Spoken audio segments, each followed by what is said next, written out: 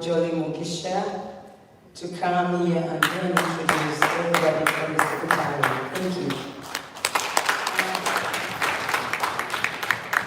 Before she comes on stage, we do have a youth session going on in Madison room. So if you have any young ones, I don't see any in the room, but just in case, there's a youth session going on and we'd like to have all the youth go in there and participate. Thank you.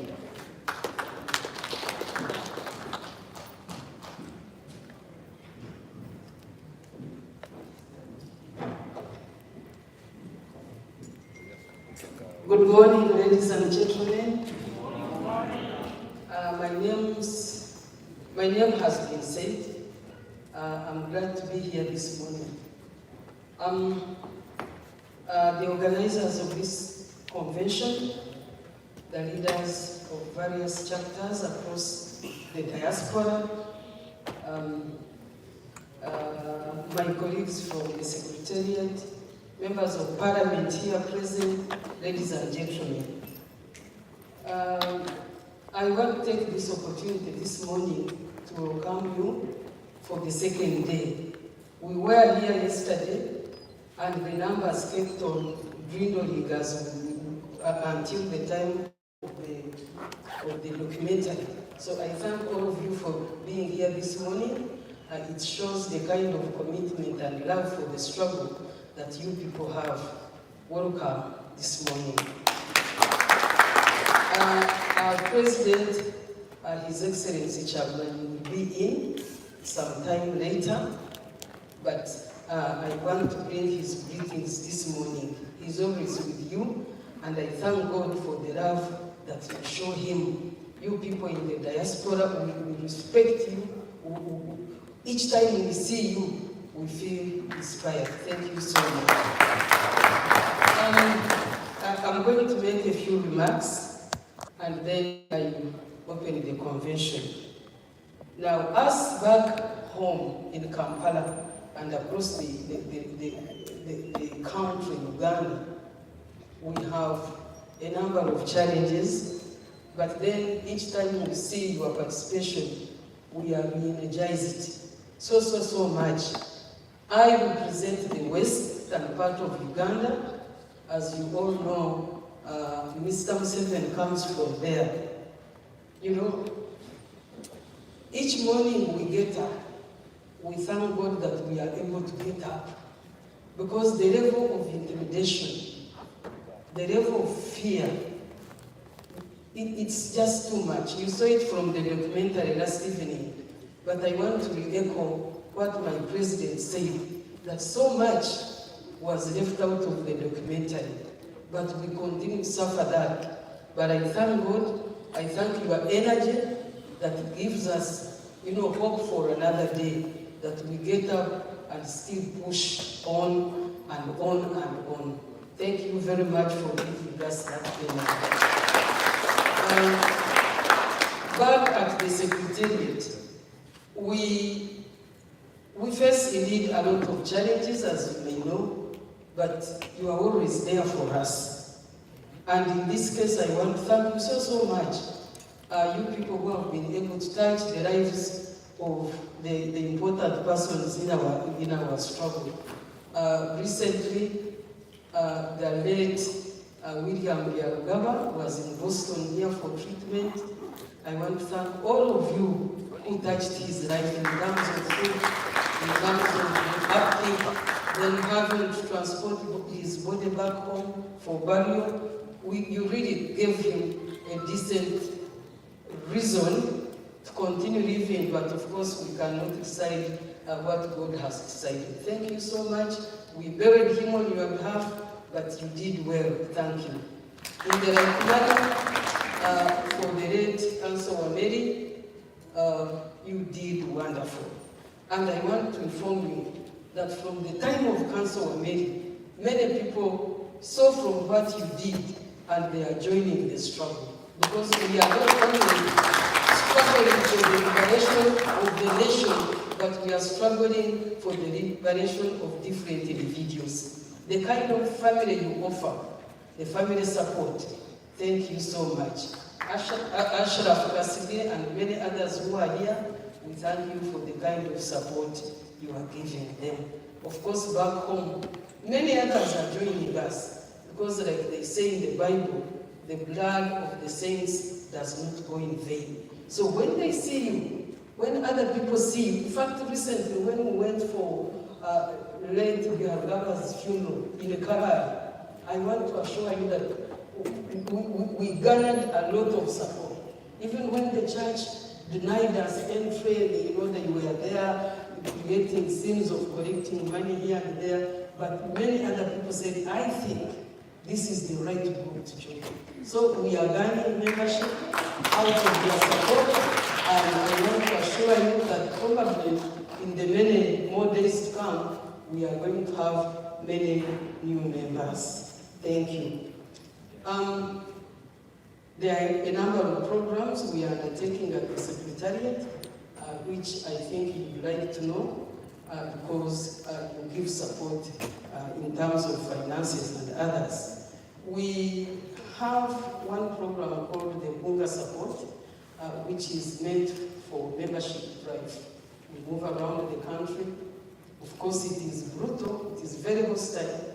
I remember, I know some of you who follow social media, you saw one time when Chairman Nyanzi was brutalized in Chenjojo, one of the districts in Western Uganda, and we don't fear. We continue, but that is one area where we are working on, because as a political party, we must continue to show visibility. Talking alone without action doesn't build the party. So we continue to move. We are moved into building structures right from grassroots, and this is an activity that requires us to move right from LC1 up to the highest level in the district. Now, yesterday, when people were making presentations here, I saw greens. I was whispering to the Secretary General, I mean to the spokesperson, that why do some of these people come back home so that we can have people to take up those leadership positions. Like in Western Uganda last time, during the time of elections, I moved around, I was looking for candidates. And you know, the political party that doesn't have leadership, of course, is no matter at all. So I saw the brains here. People, please, those who can come, my target this coming elections is to have at least a minimum of 10 male members of parliament and at least 6-5 women from Western Uganda. And my colleague from Northern Uganda is looking forward to having many. Well, this time we have a great number, you know, of MPs, but they are from the center. And one of the challenges we have been facing is that people tell us, oh, you see that issue is for the people of Buganda in the center. But we want to beat that one. Because we don't want people to fall in the prey of Mr. Museveni's tricks. You know, one of the major tricks he uses is divide and rule. Dividing us around tribal, dividing us around religious lines, and now regions. So people, I see somebody from Western Uganda, please come. Or if you know anyone out there whom you think we can support and then they come up in a position of leadership, please do so. We need you here, but we also need you back home. Now, I wanted to talk briefly also about, you know, one of the things I have noticed that I think Mr. Museveni has successfully used and is now actually going to haunt us even more, the issue of tribalism. I think Mr. Museveni is generally a bad person, right? And I think he's the worst person I've ever come across. I don't know about him, but the guy is bad. He's actually a devil. Devilish, I must say. Because if you go, I used to visit work for him, but if you visit Mr. Museveni and you allow him to, you know, to meet you, and he looks straight in the face, The next moment you have your hand up. I don't know what happens. I don't know what if Obama uses, but that's him. Right? So now, I am saying, don't let his devilish ways, undermine our strategies, undermine our cohesion and our cooperation. Mr. Museveni does what he does as an individual, but not on behalf of the tribe. Okay? Using tribes is now, making us work against one another. I know even in our midst here, there must be some people of Rwandese descent, right? Yes, they are there. Now, for someone to stand here and say that Museveni Abanyarwanda, those things, I think is quite unfortunate. Let's attack, like he normally says, let us remove the jigger. He's the jigger, not the tribe. Mr. Museveni is the jigger, and let us get rid of the jigger, but not cut off the whole food. Ladies and gentlemen, I want us to learn that one from now onwards, and we stop, attacking other innocent people who may really be our great supporters. Thank you.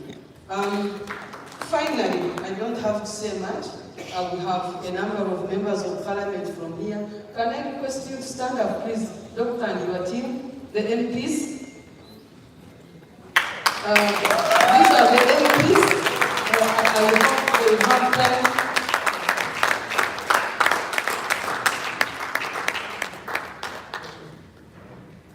Those are the MPs who were able to come. I know the invitation was open, but thank you so much for joining us.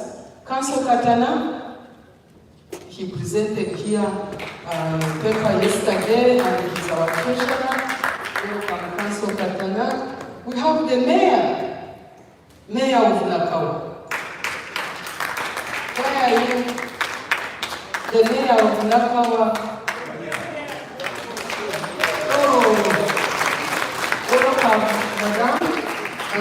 The spokesperson, of course, you have been seeing Honorable Joel Senyonyi and your deputy, General Waswa.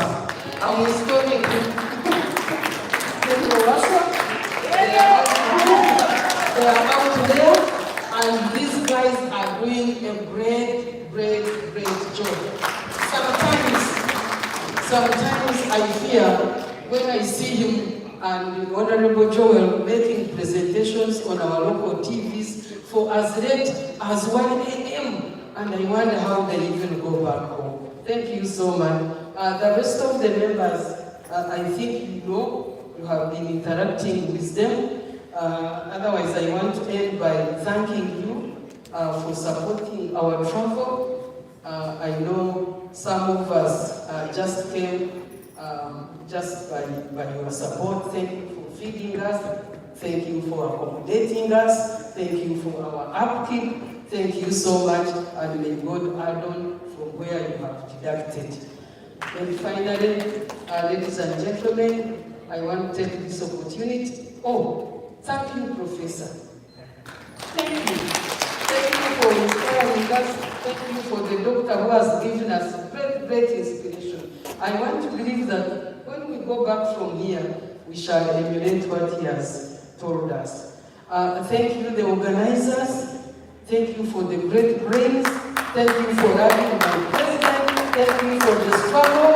Like the movies used to say, the struggle continues. Right? And with these few words, the protocol observed, I would like to take this opportunity to declare this convention officially.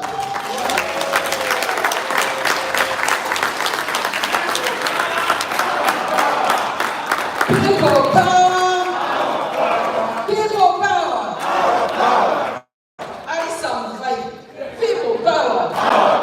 People power! MUP! Chagulanyi! My president, and that's what he is for the rest of Uganda. Thank you.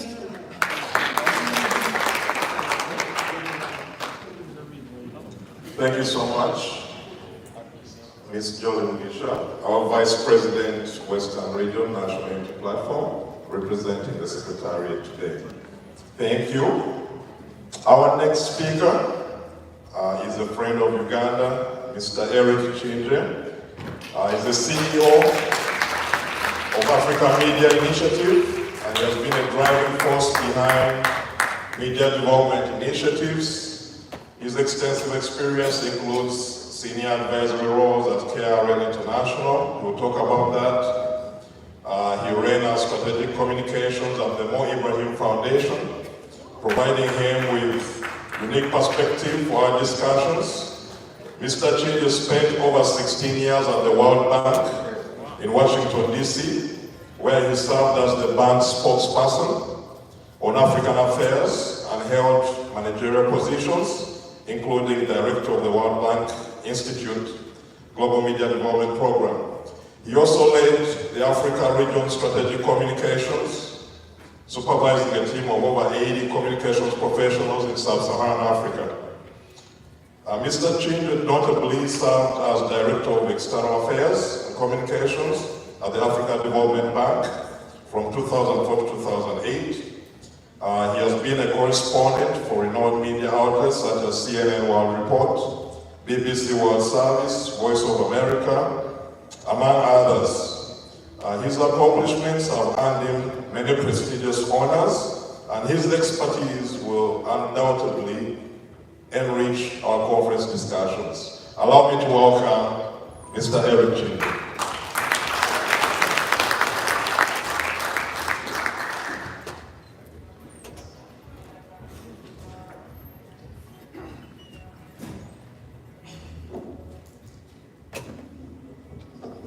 Good morning, ladies and gentlemen. I'm not sure why, of all Africans, 1 billion of us, I got called up to speak to you today. Not exactly sure why. I think it's because I come from a country that is very similar to Uganda. The president of Cameroon, Mr. Paul Biya, has been president for 41, almost 42 years. And I have known him and worked with him prior to leaving Cameroon. And I have watched, I've been out of the country for over 30 years now. I've watched Cameroon from a distance. I go there all the time. I was in Cameroon last week. And in my work, and I'm trying to tell you why I'm here. In my work, I've had to interact with a lot of African leaders. Going back to Mobutu Sese Seko, whom I worked with, and he came to trust, if you believe it, all the way to Sir Johnson. And I mentioned her because she's a woman, the first elected female president in Africa. And a host of them, the last one I worked with was Eric, my namesake of Botswana, President Sisi. The reason I say this is to, I hope, convince you that I'm qualified to speak.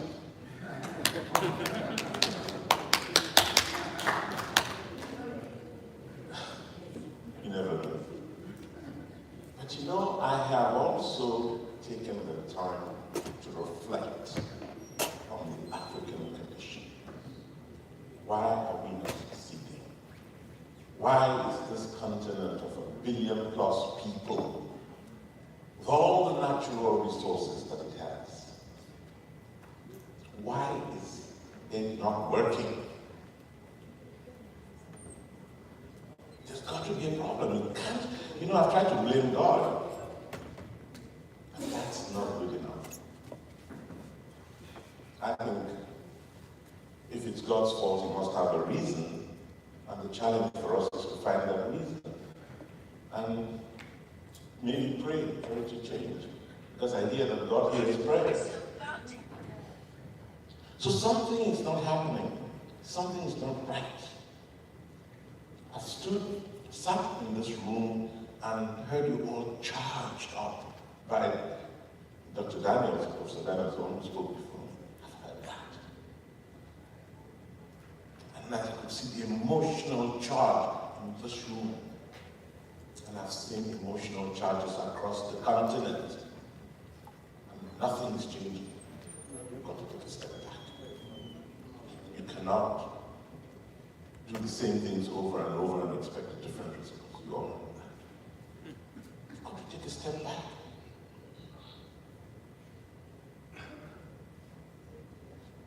Why is Mr. B in Cameroon there for 40 years? I'm here with my sister, who's a vice chancellor at one of the universities in Cameroon.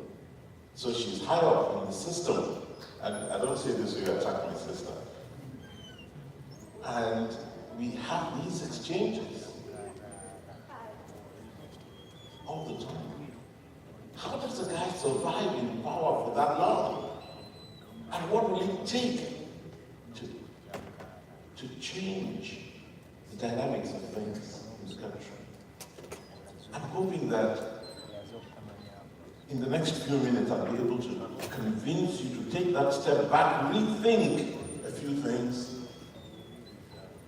and do what is necessary to move your country forward. And I know Uganda will not move forward, just as much as Cameroon will not move forward, as long as these people are there, the Musevenis and the Bias of the world. I don't say that to, again, charge you emotionally. No. I say that because I want you guys to take that step back and think. I was looking at Uganda.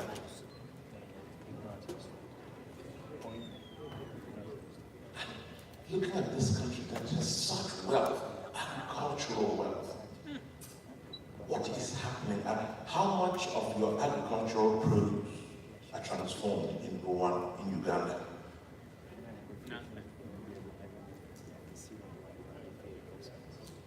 I was looking at the tourism industry.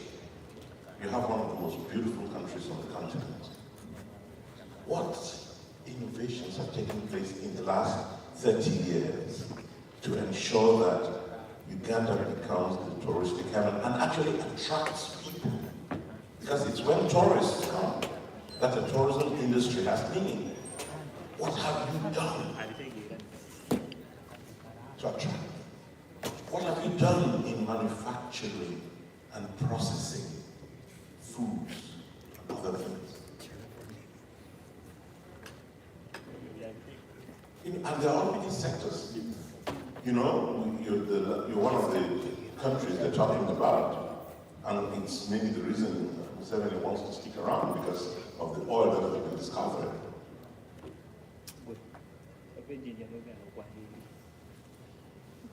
Think about who is exploiting that oil and what they're doing about it.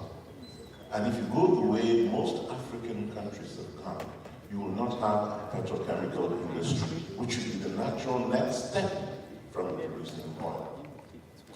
No country, not even Nigeria, with all the oil it produces, not even Angola, has a petrochemical industry. Why are you guys not thinking ahead and preparing for that? Because if you do not, and this is maybe the most important point I want to make, if you do not create wealth in that country, if you do not create wealth and distribute wealth, you're not going to make a single difference in your country. So what you should all be focusing on is how do we create wealth in Uganda. Bobby Wine should be talking about that over everything else. Even if it means, Museveni will steal those ideas. He'll steal them, but he'll do nothing with them because the endemic corruption will not allow him to do anything with those ideas. So think about it. How do we create wealth in Uganda? And we'll create wealth based on what you already have. That's the irony. Look, I started off by saying maybe we should ask God. If you ask God, He will laugh and tell you to go back and sit where you are. Because He will say, I've given you everything it takes to create the wealth you need to create. And if you don't do that, your country's not going to move forward. So look at each of your regions in the country. Look at all, whether you're in Western Uganda, in East, in the center, wherever. There are very specific things you have that you can work on to generate revenue and make life better for citizens. That's what this is all about. If you cannot make life better for the majority of citizens, your politics is, just nonsense. So I'm hoping that you all, my one message is the MUP should move away from the politics of politicians. Move away from that. Because in country after country after country, you hear that. I sat for coffee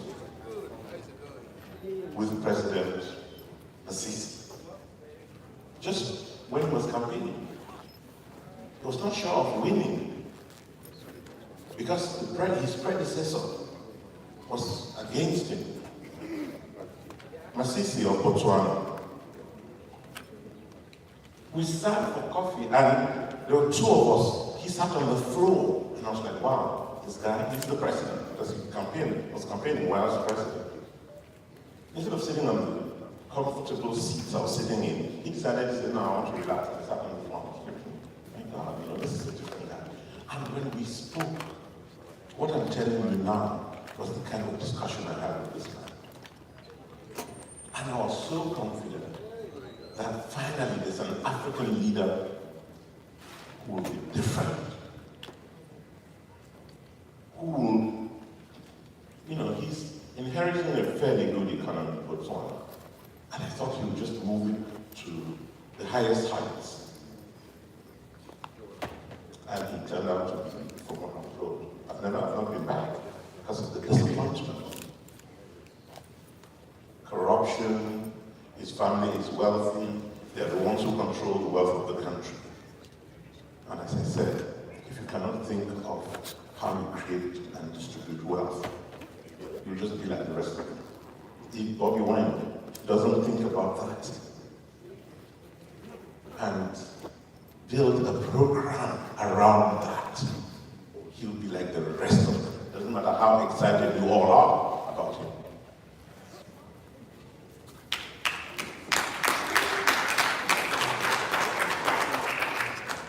I have to clap for the guy who started the clap. You know why? Because you understand what I'm saying. You understand where I'm trying to go with this.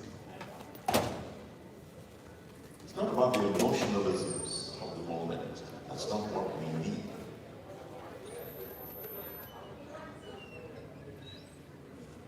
As I said earlier, I am involved with a group of the under 10 of us, not 6, in Cameroon, rethinking that country.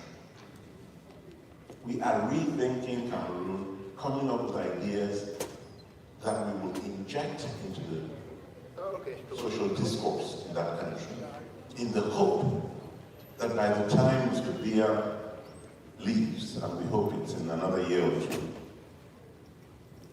we will have the ideas we need to build our economy and to build our country. And I'll tell you where we started. We've come to the conclusion, my little group, and we're going to propose this to the nation, to citizens. We've come to the conclusion that the first thing we want to focus on as a government is health. The health sector. And that everything you do should depart from health and reinforce the health of citizens. Health. Your economy should be a health-oriented economy.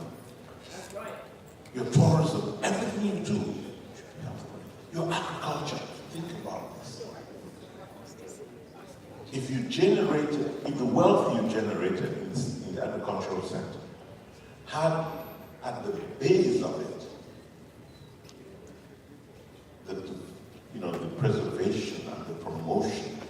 health of citizens. They'll eat well. They will,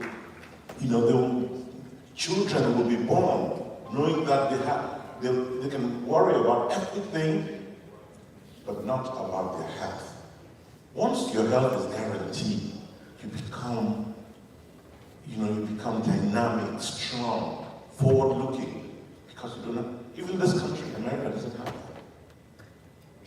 This country doesn't have that. So you'll even be different. Health as the basis of all government action. If you want to start thinking about that, think about all the things you can do in all the sectors of the economy, in all areas of wealth creation, if you departed from the fact that every Ugandan will be guaranteed health from the day they are born. Think about that. And then as you go from there, in our countries, we were told, you're born, you're trained, you work, and then you retire. The group I'm working with, we've decided we're going to tell the citizens, no more retirement. We will retire the word retirement. Why? Because we have agreed amongst ourselves that when a child is born, education starts in the family. The first 6 years, 7 years, in the family. So we have to organize our societies in ways that allow families to train the children who are born. What are the ideas that we generate? What we tell them to do to support those children in their early years. And then beyond that, it's formal education, primary, secondary, post-secondary schools. And then beyond that, it's the professional training, and you're moving into the professions. So the state is constantly organized in a way that will support this child who's been born, this individual. You're born, you're trained in the family, you're trained in schools, you're trained in institutions, you get into professional life, and then think about this. By the time you are out of professional life and you're being told you must go on retirement, that's when you are the most enriched individual, the most enriched citizen, because of all the education and experiences that you now combine. So at 60 is when you should be, I don't say that because I'm 60 and beyond, but at 60 is when you can give the most to your country. So your country should organize itself to tap into that energy instead of throwing you out to go on retirement. Think about that. I know that the people who clap for me were those who are 60 or in that neighborhood. But this is the truth. We've got to think differently. That's the challenge of Africa today. We've got to think differently. I worked for the World Bank for 20 years.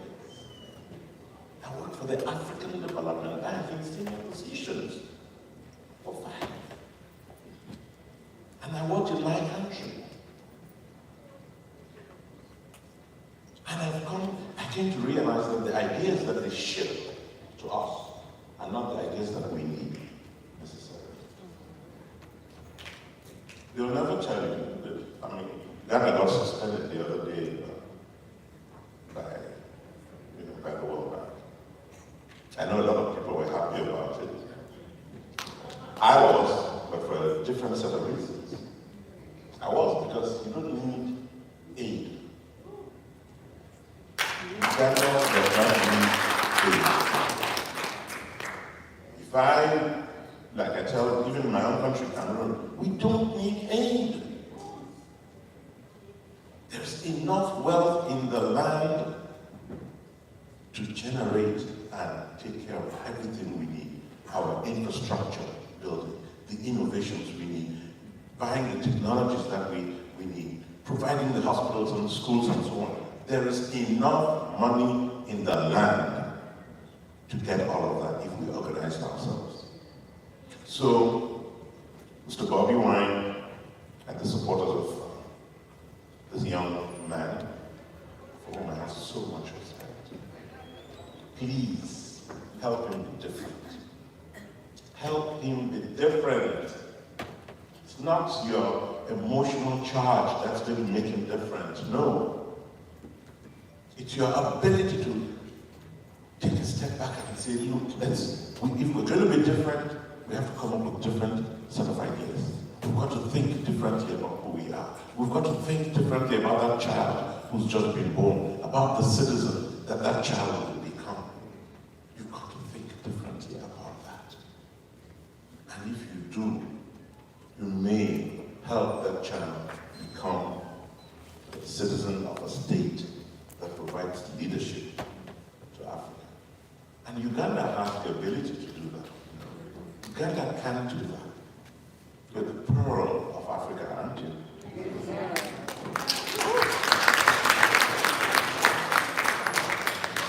So, ladies and gentlemen, I know I don't, I shouldn't be, maybe we should engage in some exchange of questions. I was going to give a formal presentation, but I don't like doing that. I prefer speaking from the heart, because I believe that what comes from the heart goes to the heart. So,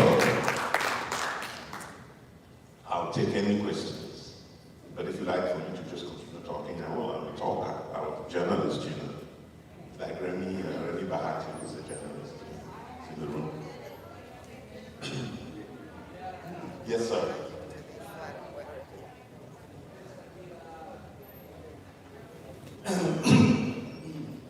Again, good morning, ladies and gentlemen.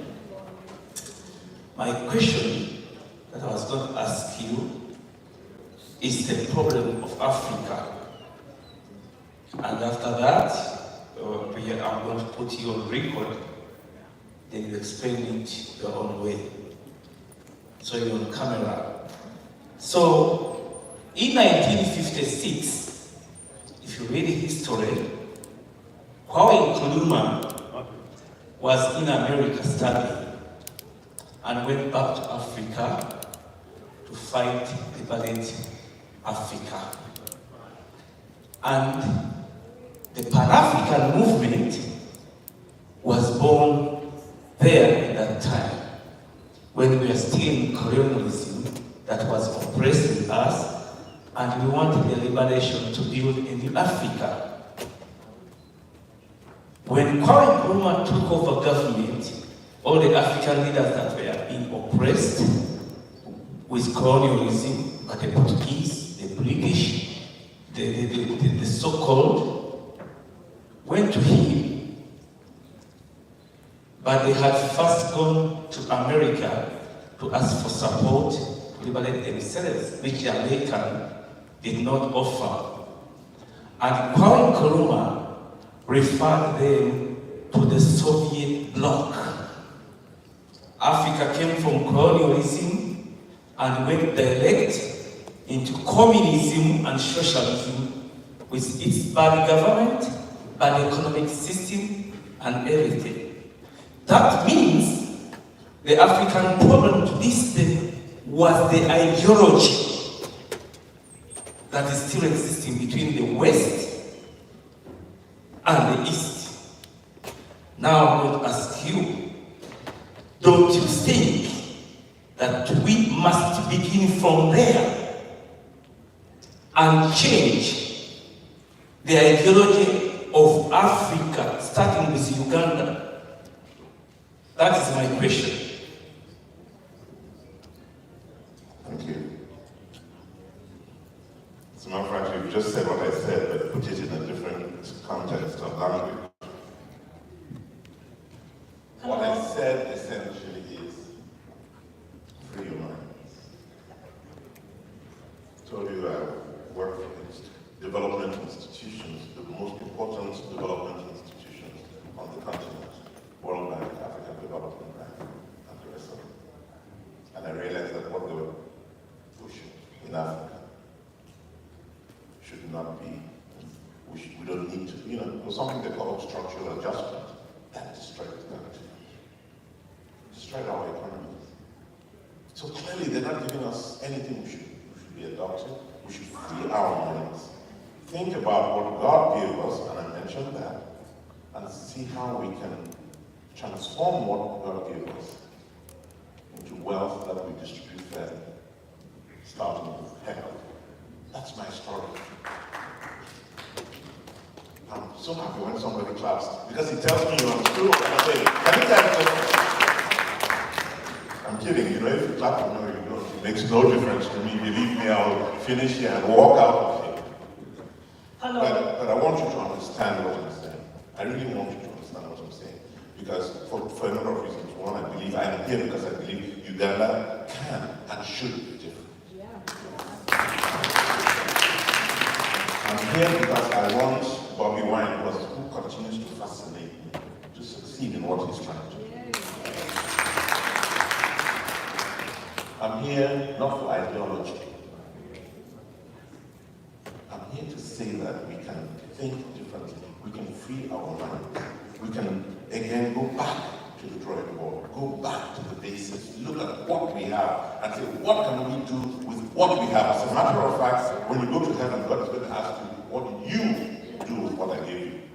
That's the question. So let's look at what we have and say, what do we do with what we have? What do we have in Uganda? And how do we use that to make our lives better? Because the whole point is about improving the quality of life of citizens. So let's go back to the Nkrumahs and the rest. They brought us independence. They may have made their mistakes with regard to ideology because of the pressures that they were receiving. We don't even need that. Let's step back and do what we need to do. When the struggle is over, we shall wear the victor's crown. We shall wear the victor's crown. We shall wear the victor's crown. When the struggle is over, we shall wear the victor's crown. In the new Uganda. We'll come and take a picture of me and Bobby Wine.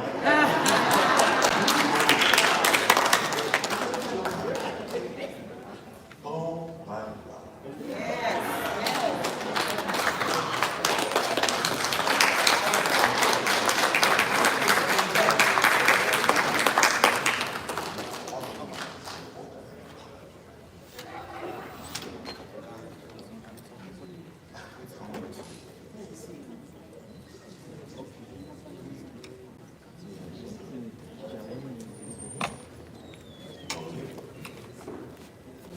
Welcome, Bobby Wine.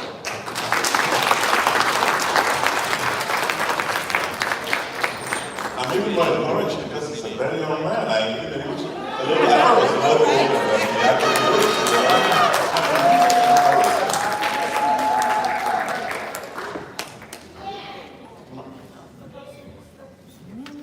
My brother Bobby, my young brother, I've said a lot of things that will be reported to you. And I hope somebody does. And if they don't do it properly, they will tell you how to get to me. I'll work with you, and we'll get Africa to work with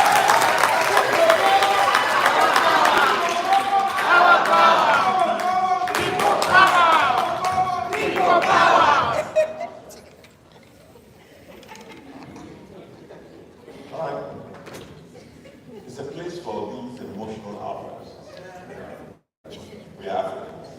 We need to have it.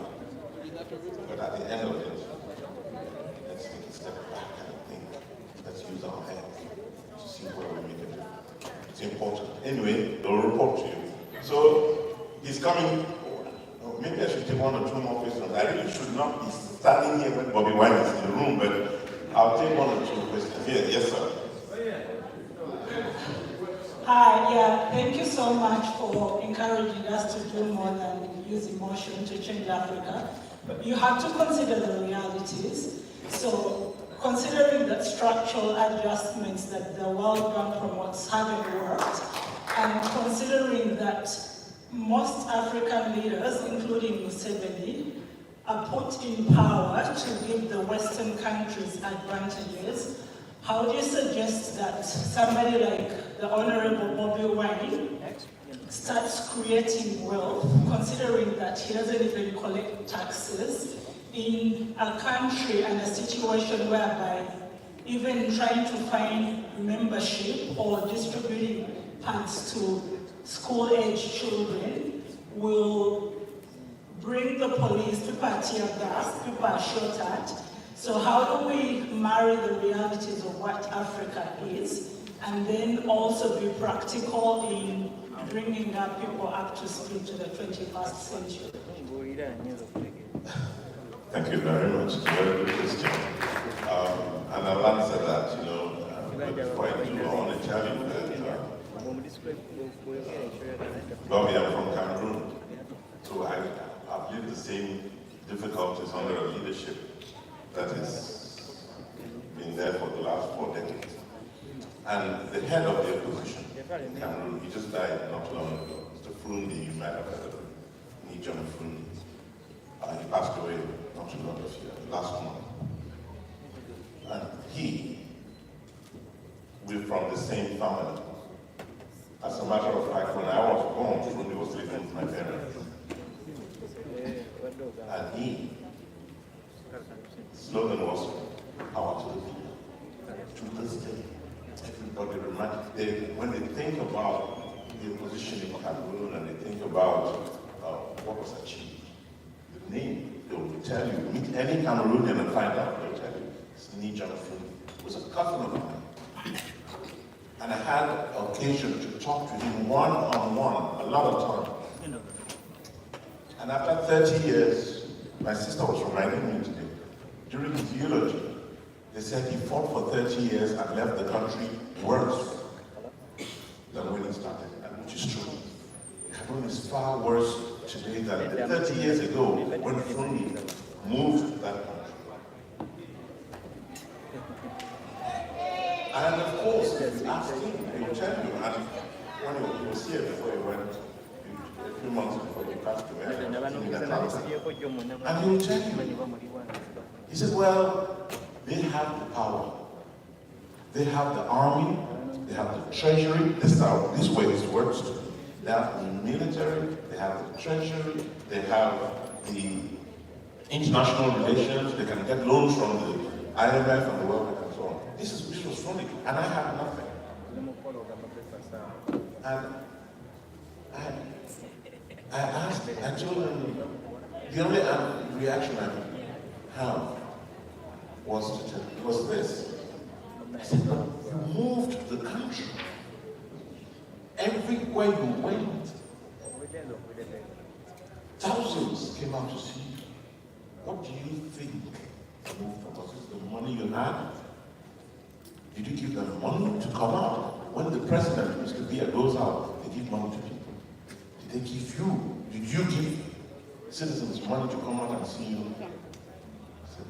I said, it was the power of your ideas. That's what moved them. It was the power of your ideas. That's what moved them. And what we've been talking about today is the power of ideas. Challenge, let Ugandan citizens know that you have ideas that would be different from anything Mr. Museveni has to offer them, different from the money and the military and the coercion and what have you. You have the ideas. That's what we've been talking about health, about wealth creation, about agriculture, about transformation, about technology. It's these things. Put them together. Bobby Wine doesn't need to go out of his house to be arrested again. Just put those ideas and let Ugandans choose. They'll have the choice either to stay in their current state of deprivation and poverty and illness and you name it, or we will do it differently.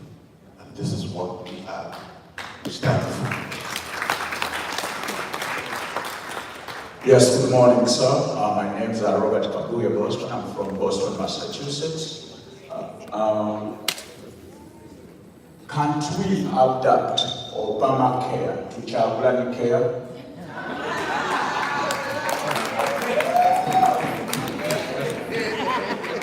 Yes, of course we can. That'll be my last answer. Thank you, ladies and gentlemen.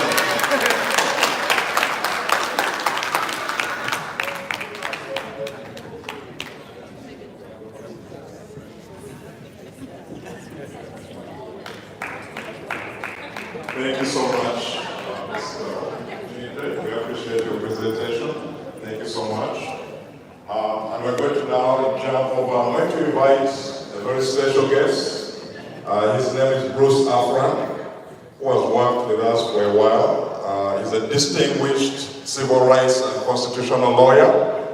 He graduated from Brooklyn Law School in 1985 and holds a degree in history from State University of New York and Birmingham.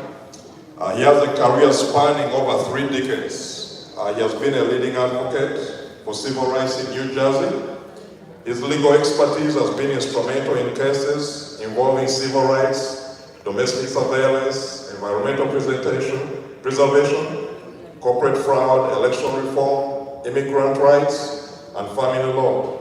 He currently serves as a professor at Rutgers University, teaching First Amendment law and a seminar on corruption law. Bruce frequently consults on matters of international human rights, civil liberty issues, pensions, and securities law, and has argued cases in various states across USA, notably served as the National Elections Counsel to former presidential candidate and consumer advocate Ralph Nader in 2004. Presently, Bruce is the legal advisor to the National Unity Platform, a political party seeking to challenge Yoweri Museveni, and he's going to tell you a lot about the current ICC case we have against Museveni and his So welcome, Mr. Bruce. Thank you very much. And if you can't hear me, you'll let me know. I don't usually use microphones. We lawyers don't get them in courtrooms. We just have to raise our voices. I'm very gratified to be here and to have been invited here today. As you know, we've spent pretty much a solid 2 years in which we have been gathering evidence and bringing it forward to the ICC and to the world community. But before we talk about that, let me say how I became involved in this movement as an advisor. My interest in Uganda goes back. I'm one of those 60-year-old people Dr. Chinga was talking about. Goes back to when I was in high school. Now, at that time, there was a dictator in office named Idi Amin. And I used to write papers in high school on Idi Amin and his depredations. So I followed Uganda really as a child and later. I have a daughter who runs a summer camp, a Jewish religious camp, and there are 2 young men from Uganda who are in the Jewish community who've worked there for many years. So I began speaking to them one visiting day and asked them about the current political situation. And he told me this story. Well, there's this man who's a singer, and he's going to run for president. And he's going to set aside this present dictator we have. Of course, I knew about Museveni. I didn't know about Bobby.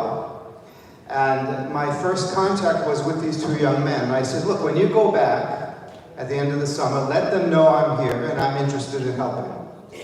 And through that contact, David Lewis contacted me and several other people, and we began this strategy, the development of the strategy. And when the killings took place in November of that year, before the election, we developed the notion of gathering this evidence and presenting it to the ICC. So we have presented 3 reports thus far, the latest being our formal complaint. Now, let me explain a bit about the ICC, and to some degree I want to make sure we don't build up hope in the wrong direction, rather than in terms of the right direction. The ICC is a court. Its prosecutors have to make a decision as to what to do. Are you able to hear me? I hear an echo. Can you hear me all right? Yes. Okay, good. Thank you. And it's not clear what they do in any given case. Now, we presented 215 affidavits. One of them was Bobby's, actually, detailing torture, human rights abuses, murder, psychological abuses. Now, originally, we didn't have that. Our first two reports were from the media. But then we were able to gather over a period of a year with the help of many people, a collection of dossiers under oath describing in detail what has happened. This changes the picture. We're no longer submitting what's in the media to the court, but we're submitting affidavits under oath stating what happened to individuals. And we know most of those stories. You probably know a lot of them. You probably know people who have been victimized. People are taken off the street. They're dragged into cars. They're often beaten on the floor of the car for hours as they drive to a detention center. There, they're often forced into psychological torture, dancing for 12 or 15 hours in a row. Sometimes they make them listen to Bobby's music, actually, and they think that's a torture. They don't realize that's actually giving hope to the victim. But they make them dance for 12, 15 hours, and they beat them when they fall. Then they whip them with wires. Sometimes they electrocute them. One man was told, certifies, and he was told to urinate into a hole that was wired, and he was then electrocuted. People have had pieces of their body pulled off, pincers taking their flesh off, fingers cut off, testicles damaged, if not pulled off. Vicious tortures practiced by ordinary Ugandans who are following orders. And this is one of the points of the ICC case, that it's not just going to be Museveni and his son. Ultimately, it will be anyone who takes place in these actions.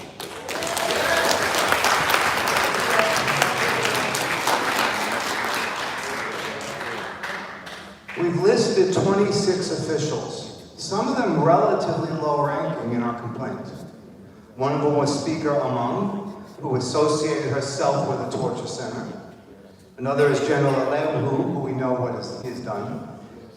But others are lower-ranking, unknown sometimes.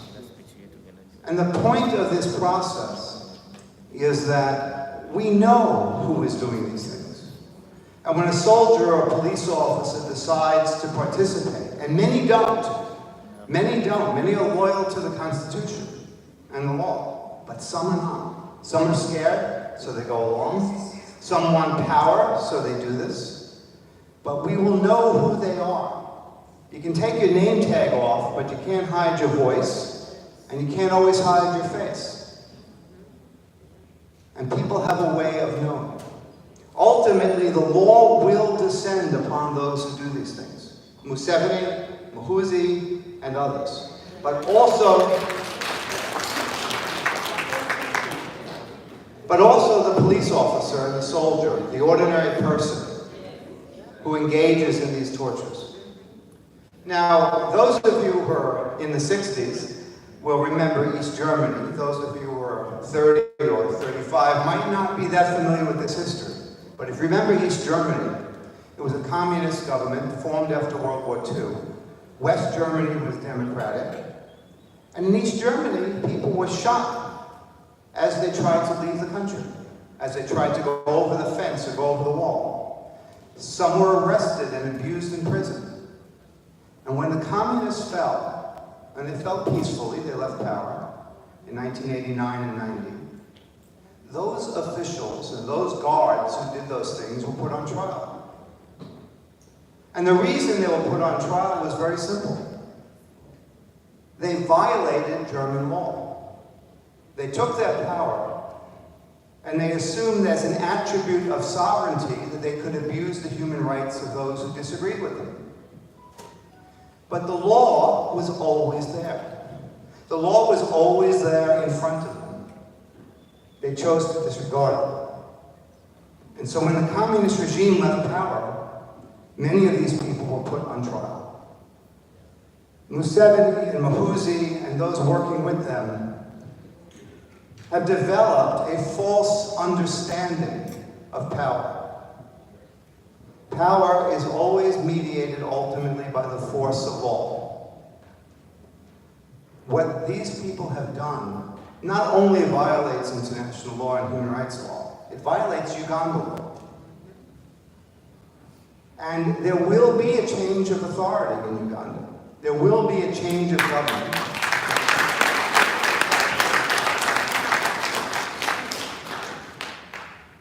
And when that happens, the law will still be there. And that's the point of the ICC process. We don't know what the ICC will ultimately do in this case or any other given case. We know in the Kasese case, they concluded, although these things happened, there was not a sufficient pattern to warrant international prosecution. Fair enough. Maybe that was a wrong decision. We don't know what they will say here. We don't know how they will balance this case versus other cases. But what we are doing with the ICC case is something much bigger than just the ICC. What we are doing is we are beginning the process of holding to the law those who break the law. Those who break human beings, those who abuse human beings. That is ultimately why we have brought this case. It almost does not matter what the ICC says, because we have gathered the evidence, and that evidence will be used someday in some forum, whether it's in a freed Uganda court, or in the ICC, or in some other state court, such as Spain, that maintains universal jurisdiction over torture. That evidence will be used. But it's being used right now in a very big way. Remember all that talk about Mahuzi succeeding his father? You know, Mahuzi is going to be the next in line, as if Africans somehow just accept a king anointing his son. Mahuzi is no longer considered by anyone to be next in line. Do you remember the New York Times headline? Did you all see that? Museveni and Mahuzi and his son Mahuzi identified as running torture centers. And then there's the Guardian headline, even worse for them. Those discredit these people. Mahuzi is no longer looked on by anyone as a successor to anything. That's true. He will no longer have legitimacy or credibility. That is partly why we have gathered this evidence and brought it to the world's attention.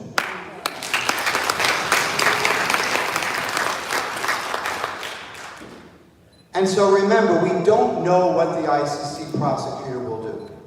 They must look at this evidence and decide not if it happened, not if it broke the law, but whether they have jurisdiction in particular. We don't know what they will say. But what we have done is we have brought the force of evidence and law to the forefront of the world in connection with this regime. That is the fundamental point of what we're doing. So when you speak to people, make them realize that what we've done is much more than just ask the ICC to take the case. Right. We have begun the process of holding this regime accountable to the law. And that is the fundament of what we are doing. I'd like to speak a little bit about related issues. Ultimately, all dictatorships fail. They all fail. Now, it's very interesting. I took the train down with my wife yesterday from Princeton, and the conductor decided he would be a historical guide, so he kept on giving a talk over the loudspeaker on the train, discussing American history. And one thing he said, I sat up and was shocked. He said, you know, when George Washington became the first president of the U.S., he served 2 terms and deliberately retired to set a precedent. That was one of the great moments of history, by the way, that a president had willingly left office. He could have stayed on, he could have been a king for life, but he left office to set a precedent. And the conductor said, well, you know, when we started out in America, he was actually a man from the Caribbean, so he was basically taking on America as his own. He said, we didn't have presidents for life. And I sat up and I said, well, that's an idea. No presidents for life. Now, what does that remind me of? The point is that Ugandans also are waking up to the absurdity of a man who thinks he should serve as their elected leader for 40 years. And the work we've done with the ICC gathers the evidence that shocks people into a consciousness that enough is enough. Now in 2026, I believe this gentleman here will be running for president.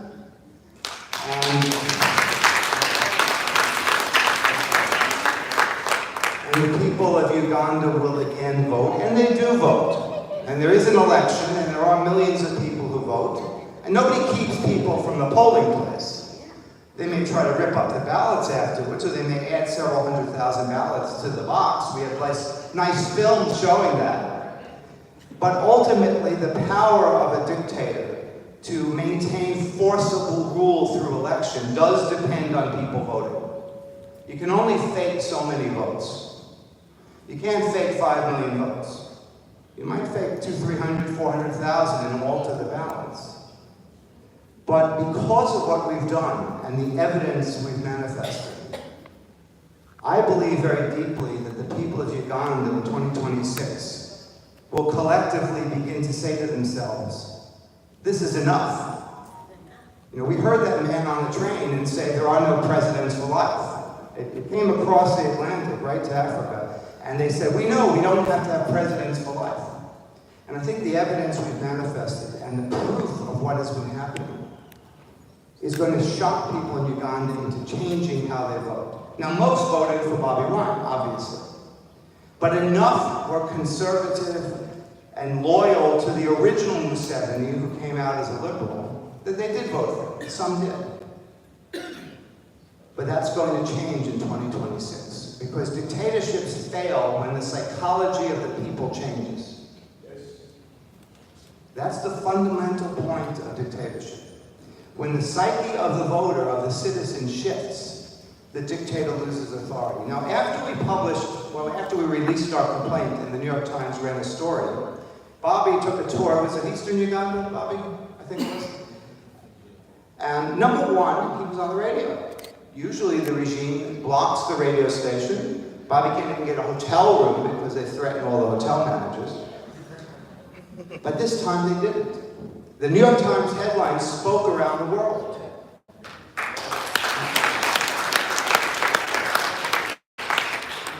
And some people may wonder, well, why did we wait? Why didn't we hold a press conference? The New York Times very carefully approached me for about 4 weeks. And finally we decided that we'll let them have the story.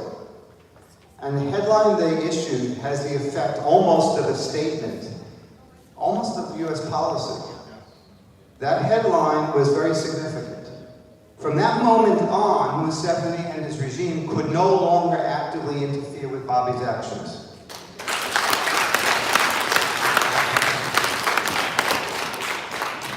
And not only did Bobby have unlimited use of the radio, but he traveled and a group of 100,000 people were with him.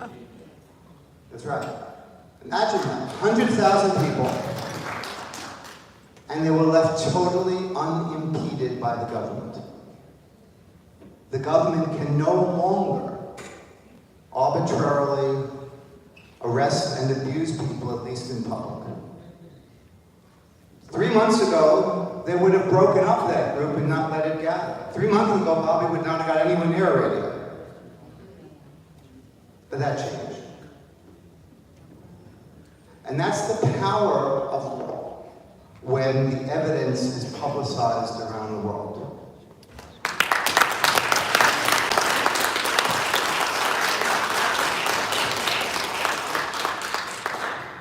And undoubtedly, this pattern can continue. Now imagine a group of 100,000 people protesting, standing with Bobby, standing at a rally,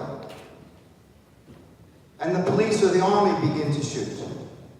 Imagine how that will look to the world. Does anyone think Museveni now will dare to take that chance?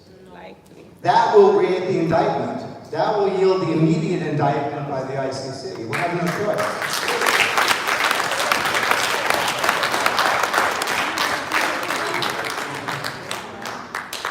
And so we have already shifted the psychological dynamic in Uganda.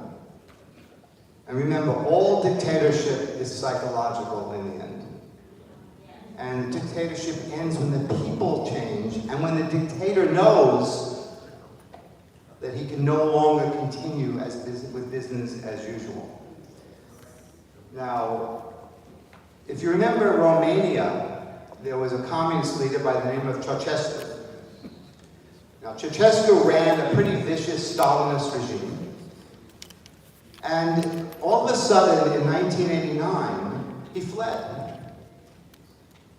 Now, there are other forces building up in Poland and East Germany challenging the communist dictatorships. Ceausescu gave a speech. And all of a sudden, instead of having an ovating crowd cowering to what he said, people started booing. Do you remember this? And Ceausescu had never heard a boo in his life. Oh, that's right, yes. And so Ceausescu fled. That was the end of his regime, and he fled for one reason. He understood the psychology of the people had changed. And when that moment is met, the regime's power fails. So the next time there is a gathering of 100,000 or 200,000 or more, the regime has two choices. It can fire or round people up and abuse them and be seen in the entire world community as doing so. Or it can take the legally safe approach and allow the protest and gathering to continue. Either way, and this is the beauty of it, either way, its power is gone. If it shoots, its power is gone. It's a criminal regime. And if it can't shoot and is forced to allow the protest to continue, its psychological power is gone. And that is what happened.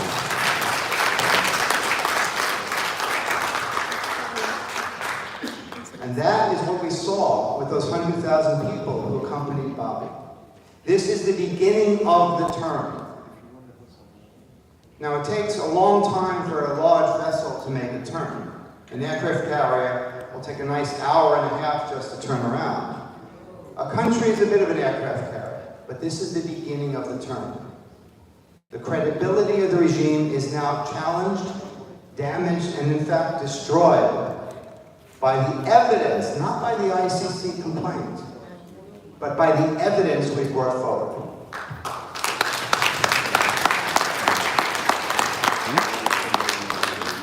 And so it does not matter what, in the end, the ICC chooses to do.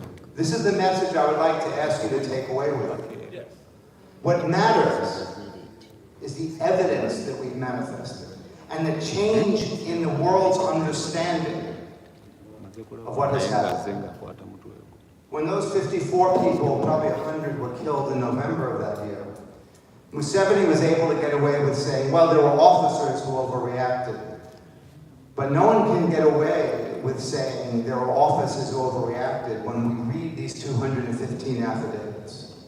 We have 4 individuals who identify Lieutenant General Mahuzi, an absurd title if ever there was one, running and operating and commanding torture centers. 4 individuals who were abused brutally, and we have their affidavits. One of whom was Kakwenza, whom you know. The others are going to be confidential still. Who defined the abuse they experienced in detail, and then they each say they were called into a meeting at the torture center with Mahuzi. Mahuzi was in command of these centers. And we now have the evidence that demonstrates that. Muhoozi is identified as an individual operating a criminal enterprise. Yeah. And that's an extraordinarily serious fact. So bear in mind what we've achieved is the delegitimization of this regime.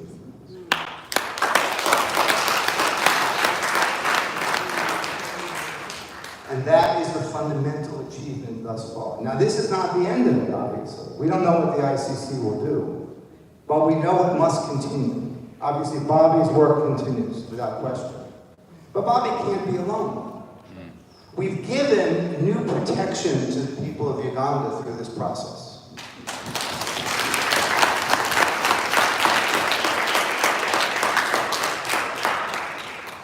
But that protection must be used. Freedom doesn't come from the outside. No nation was ever freed from dictatorship by outsiders, by a court or by a government from abroad or by the UN or anyone else. Dictatorship and authoritarianism end only internally. Now, we're not stopping this process, but it can't just be this process. The people of Uganda must now take this newfound protection and use it. Yes.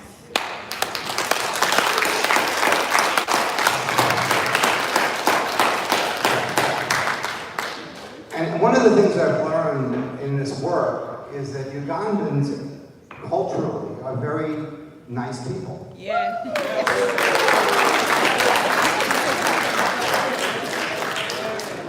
And generally very calm and generous and loving people.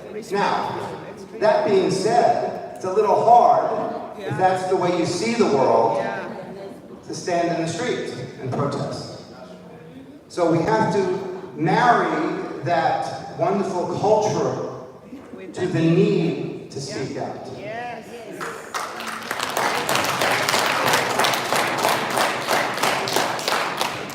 Because remember, authoritarians benefit from the decency of the people of their country. Remember in America, there were almost no slave rebellions. Do you know that? As bad as slavery was in this country, there were almost no slave rebellions. And slaves often were the vast majority of the population. And were skilled, many knew how to use weapons, many knew how to use tools. They could have overcome their white masters in the South, but they didn't. Because they were decent human beings who didn't want to kill the people they had grown up with. And that's how slavery maintained its power. By capitalizing on the inherent decency of its victims. And that's what dictators do. They know the average person does not believe in violence, and they can capitalize on it. Now, Dr. King showed us something, and Bobby does exactly the same thing, that the peaceful protest is powerful. So we have to take that decency in the Ugandan people and merge it to peaceful protest. We've given protection through the ICC, but now we need to take that a step further. People need to understand. They need to speak out in Uganda and join together en masse. There was a thought I had and I just lost it. I apologize. Thank you. That's the essential message, that we've started the process. We have delegitimized this regime. We've delegitimized it in the world's understanding through this evidence and in the understanding of the people of Uganda. But that can't be all. The people of this nation must inherently bring that forward. Oh, I know what I'm going to say. Gandhi once wrote that the most violent and powerful form of protest he knows of in India was a hunger strike. And that's a strange thing to say. Because Indians by nature are so concerned about their neighbor that when they see someone on a hunger strike, they become violently angry at the cause of the hunger strike. And so the decency and humanity of people can be made into something that lets us speak out. And that's the essential message I wanted to leave, that we take this forward. We went to the ICC. They may take this case. We brought our evidence. We've delegitimized this government. The Ugandan people are now seeing it differently. We've taken the power of oppression away from Museveni in many respects. Now we must use that. And so I would encourage people to speak out in Uganda and to engage in peaceful protests. Because there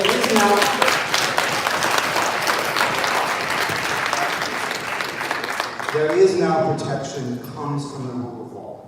By the way, if you remember the Daily Monitor article that came out, I guess it was 2.5 weeks ago, 2 front-page stories derived from the ICC case.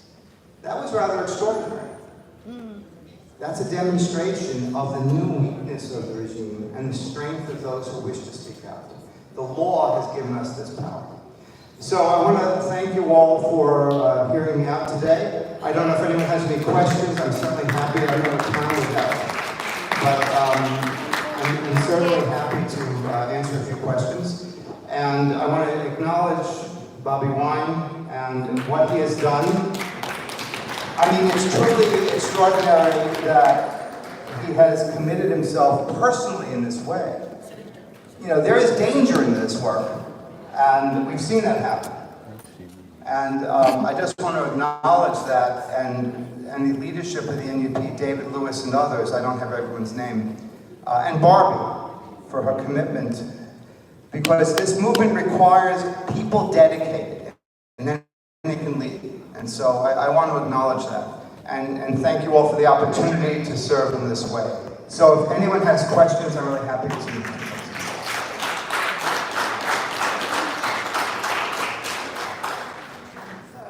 I used to work with the United Nations for a long time. Our problem with ICC was privately as staff members. It does not seem to have arrest power in any country. For example, a few years ago, I think Sudanese former president had an ICC arrest warrant for many years. He went on many other countries, not arrested. Specifically, he went to South Africa, I think African Union meeting or something. I personally too thought South African government at the time was credible. They will obey the ICC arrest warrant and facilitate ICC to arrest him. He came laughing until internally they organized themselves. My problem is, what if Museveni and his group decide to fly to Putin's place, Beijing, or South Africa? Shouldn't the ICC at least impound airspace when they know they're on the flight? Thank you.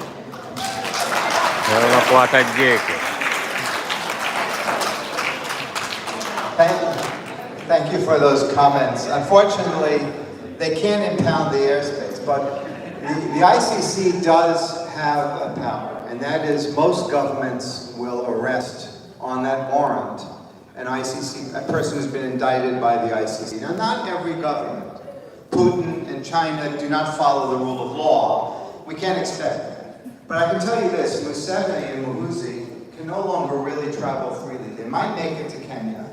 That's pretty much where their range of power ceases. They're afraid. Russia is a lawless country. It doesn't follow the rule of law. But you can't stop them, you can't pull the plane down. But really, there is a power of arrest. Most governments will arrest someone. So their power, their place to move is limited. If they show up in Spain or France or Germany or the US, they'll be arrested. Then they'll be taken in handcuffs to the day. So there is a real power. Nothing is perfect, but remember, the goal of what we're doing is to demonstrate the reality of what's happening. And even if the ICC doesn't act officially. By the way, I want to say one thing. There's a lot of talk now about whether the ICC focuses too much on African governments. Right? You've all heard of that. Yeah. As if somehow it's racist to investigate African dictators who abuse human rights. This is a bogus argument. It is not racist to investigate African dictators. It is protecting the rights of African people to investigate those dictators. And the notion that somehow it's a racist act to focus on African governments is nonsense. This is designed to protect the rights of the people who live there. And so disabuse yourselves of that notion. Thank you. I don't know how much time we have, but any other questions I'm happy to. I don't control the question. Mr. President, the presenter, thank you for your elaborate presentation. My question is going to be short but direct.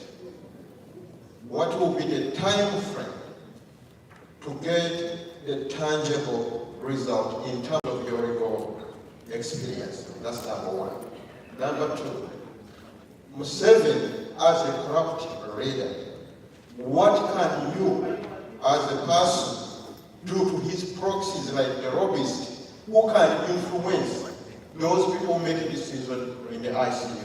Because some of us, we may have this outcome, but sometimes we may be worried because Museveni has been in power for so long and is a corrupt guy who can underground influence the decision in that court. Thank you. Thank you very much. I'm glad your question was direct but potent, okay? And the question really is, doesn't Museveni have enough power to corrupt the process? That's really what you're asking, I think. Let me answer it this way, and I don't mean to sound disrespectful. I think you are being a little overawed by the perception of Museveni's power. That's what I think. It's very easy to assume the person in power can somehow pull strings around the world. Now, Uganda does have a delegate on the ICC, but it doesn't mean that the ICC is going to be swayed by that individual. And remember something, that individual knows there's a day of reckoning coming. And they may not be willing to sell out for Museveni. So don't assume the power of Museveni exists at all internationally. And don't assume that his minions will necessarily follow suit. They too are worried, and that's the idea of this process. As far as the timeline goes, that's impossible to say. And in a real sense, it doesn't matter to us. As long as this investigation goes on, and it hangs over the head of this government, there is power in that. So don't worry about how long it takes. I hope I've answered your questions.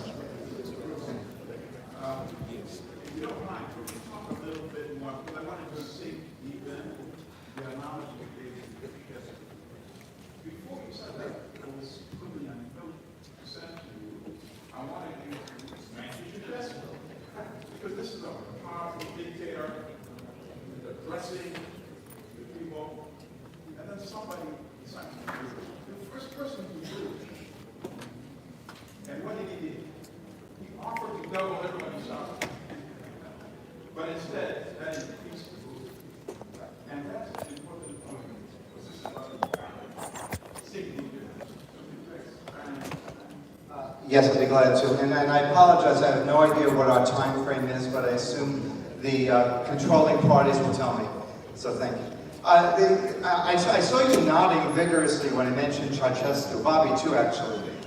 It's an amazing chapter in history that this Stalinist dictator who had enormous power in Romania somehow understood he had to leave power because the crowd turned on him. It was simple speech, like he'd given hundreds and hundreds of times before. And all of a sudden, the crowd turned on him. So he offers to raise salaries, and it gets worse. And this is why, with respect to the gentleman who raised the question about corruption of Museveni, ultimately corruption won't work. Offer more money. But once the people have gotten to a point of moral anger and understand that what has happened transgresses rules of decency, you can bribe them all you want, it's not going to change anything. Ceausescu attempted that in that talk, clumsily, and it got worse for him.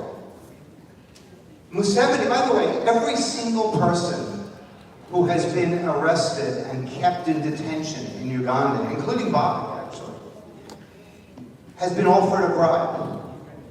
They've been offered the opportunity. Bobby was offered bribes indirectly, I think people were told, we tell Bobby Wine we have something for him. We have a job in government for him.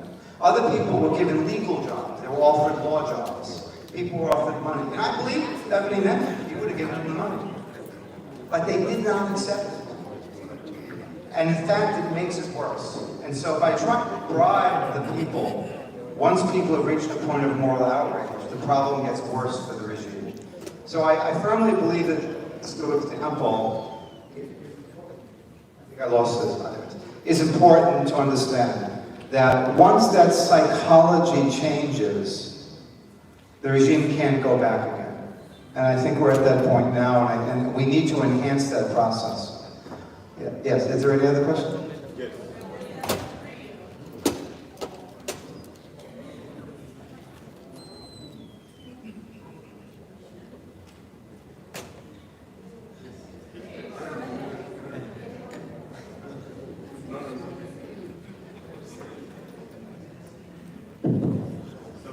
Okay, let me take this chance to thank the presenter. Thank you so much, Mr. Bruce, for giving us light regarding the ICC. My name is Isaac Atomsange from Itiana.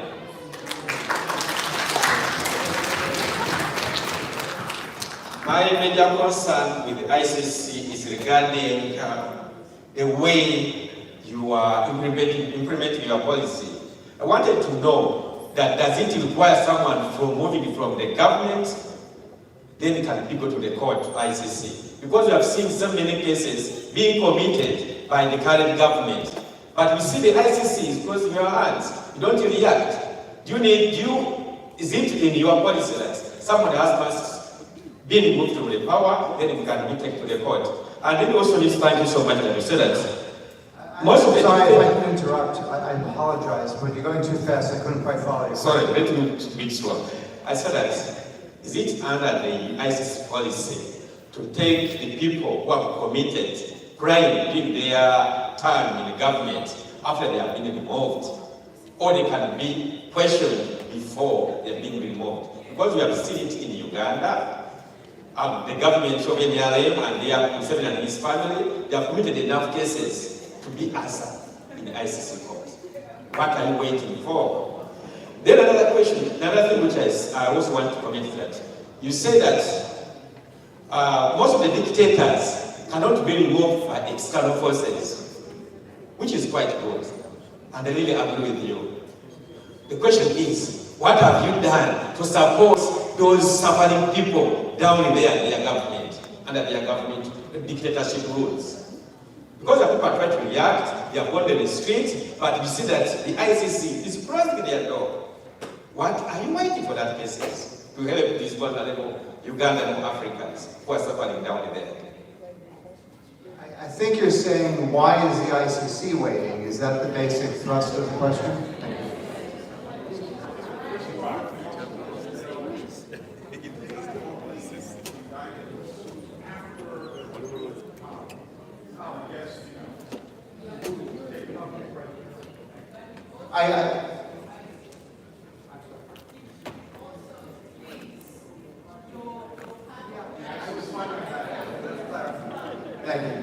To the gentleman who asked the question, first of all, if your question was suggesting that I am part of the ICC in some way, that's not correct. So I was puzzled when I said, what are you doing? When you said, what are you doing? And I didn't quite get that. I am not with the ICC. I'm simply a lawyer, and on behalf of Bobby and Amos Katumba and others, I have filed papers with the ICC as a lawyer representing a group of people, and in this case, 215 victims. So to begin with, I'm not part of them. We have asked their prosecutor, who is a lawyer working for the ICC, to launch their own investigation. That's the first step. And so what we do is we ask them, we say to them, we have the evidence that justifies the inquiry. We want you to launch your investigation. We're asking them to do that, and they're an independent force. No one can tell them what to do, and they'll act as they see fit. Now, obviously, everybody in some way is political. Does the ICC